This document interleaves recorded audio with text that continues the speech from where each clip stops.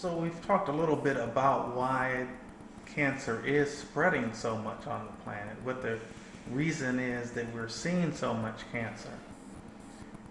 But how can we actually begin to alleviate the need for cancer on the planet? Because first and foremost, anything that's happening is happening for a reason.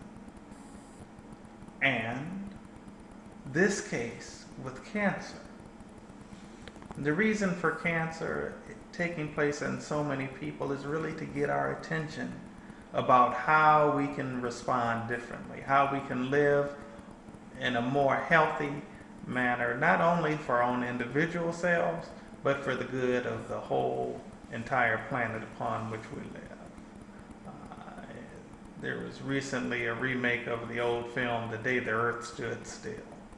And in this film, the lead character said that if humans die, the earth lives.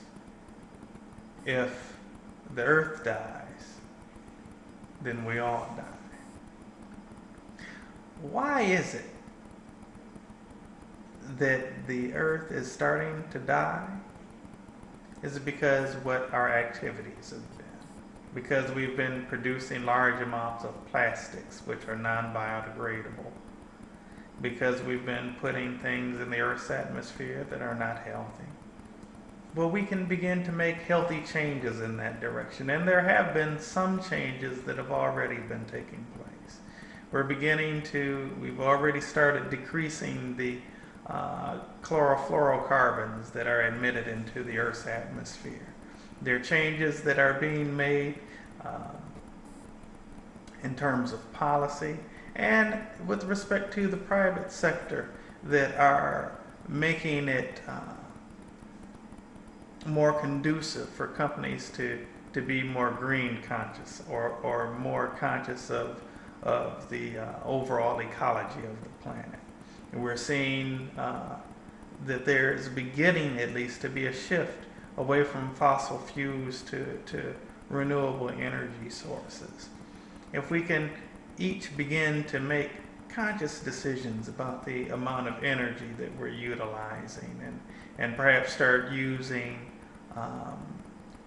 compact fluorescent energy efficient light bulbs as opposed to the incandescent bulbs, which give off a lot more energy and therefore contribute to the global warming of the planet. If we can begin to start being more and more conscious about the amount of gasoline and petrochemicals that we're putting into the Earth's environment, which are again resulting in depletion of the ozone layer and increase in global warming. If we can start looking more and more into finding other alternatives for energy, and if we can begin to be more conscious about recycling, if we can start making small steps such as this, we're beginning to do some things in the right direction. However, we can continue to do more. Have you ever seen an apple on an apple tree out in nature that was painted and shiny? No, because apples don't grow that way. Trees don't produce painted fruit. Well, this kind of thing changes the molecular structure of the plant or of the fruit or the vegetables. So many fruits and vegetables that we find in our produce section are painted and waxed. Well, there are carcinogens in that. We can get conscious about buying organic and stay away from the stuff that's genetically modified and stay away from the things that are painted.